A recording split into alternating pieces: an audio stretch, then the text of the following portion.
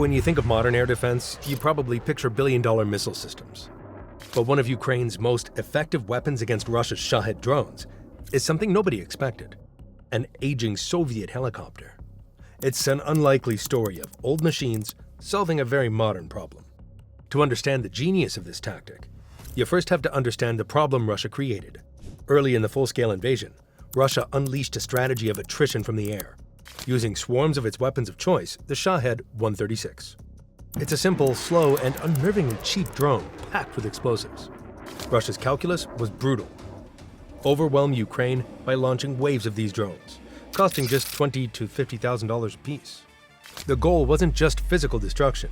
It was to force Ukraine to fire a multi-million-dollar missile to intercept a single, cheap drone. It was a strategy designed to bleed Ukraine's air defenses dry, to win an economic war, even when its drones were being shot down. For a time, the equation seemed unsolvable. These drones could slip under long-range radar, forcing a constant, draining, and expensive battle. How do you counter a threat that wins even when it loses? The answer wasn't a new wonder weapon. It was something else entirely, hiding in plain sight. This is Conflict Vector, where we follow the innovations that reshape modern warfare. The solution came from two unlikely heroes: the Mi-8 transport helicopter and the Mi-24 Hind gunship, both decades-old Soviet designs. But how do you use old helicopters to find and destroy a tiny drone in the dead of night across hundreds of kilometers of dark sky? The first challenge was detection. Ukraine realized it could hear the drones long before anyone could see them. They deployed networks of acoustic sensors, like the Zvook and the FENEK systems, that use microphones and AI to listen for Shahed's distinct engine buzz. The system could then triangulate a drone's path and feed it directly to the pilots. But even if you can hear a drone, hitting it is another story. The helicopter's own sensors weren't enough to lock on to a Shahed from a distance, and hunting blindly was useless.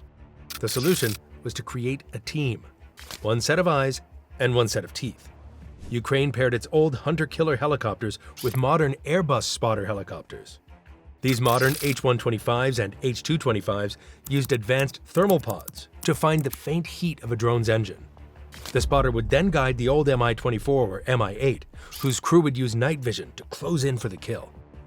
There was still one problem. Using expensive helicopter missiles would defeat the entire purpose of countering Russia's economic strategy.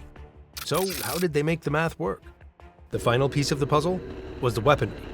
Instead of missiles, crews used door-mounted M134 miniguns and the Mi-24's built-in cannons. The ammunition was cheap, plentiful, and more than enough to shred a drone. The cost per intercept plummeted. It sounded brilliant on paper, but would it actually work in combat? The alert comes in the dead of night. A wave of Shaheds is inbound. A hunter-killer team, an Airbus H125 spotter, and an Mi-24 gunship lifts off, climbing into their assigned patrol area. One has the eyes, the other has the teeth. On their tablets, the crews see the drone's predicted flight path. The spotter, using its powerful thermal sensor, gets the first contact. A voice comes through the headset, vectoring the Mi-24 hunter toward the target. Through the gunner's night vision, a tiny hot white speck appears. A Shahed, flying straight and level. An easy kill, right? Wrong. Finding the drone wasn't even the hardest part. Now the pilot has to perfectly match the drone's speed and trajectory in complete darkness. There was another critical danger. A miss wouldn't just waste ammunition. It could send stray bullets falling over a populated area. The pilot maneuvers to get an altitude advantage, positioning the helicopter to fire down on the drone. The gunner locks on. The crosshairs settle on the speck of heat. A stream of tracers rips through the sky. For a split second, nothing. Then, a silent firework in the night as the drone's warhead detonates. One down. Somewhere below, families sleeping through the night would never know how close they came. The crew doesn't celebrate. They're already scanning for the next target. In a single sortie, the crew downed 8 drones. Crews were getting incredibly effective, saving cities and flipping the economic calculus of the war. With success rates like this, you'd think this was the final answer. So why is Ukraine already preparing the next generation of drone hunters? By this point, helicopter hunters had completely changed the economics of Russia's drone campaign.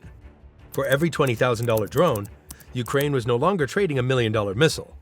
They were trading a few $100s in machine gun bullets. General Syrskyi stated that in some areas, helicopter crews were destroying up to 40% of incoming Shaheds. But this success created a new problem.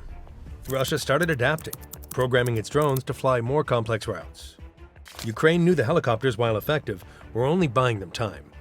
They needed a permanent, scalable solution. The real game changer is now on the horizon: the mass deployment of Ukraine's own Interceptor drones. These are small, fast, and incredibly cheap drones, some costing as little as $3,000, designed specifically to hunt and destroy Shaheds by simply ramming into them. Recent reports from mid-2026 indicate these interceptors are already having a major impact, accounting for roughly every third Russian aerial target shot down. The future of Ukraine's air defense is this integrated network.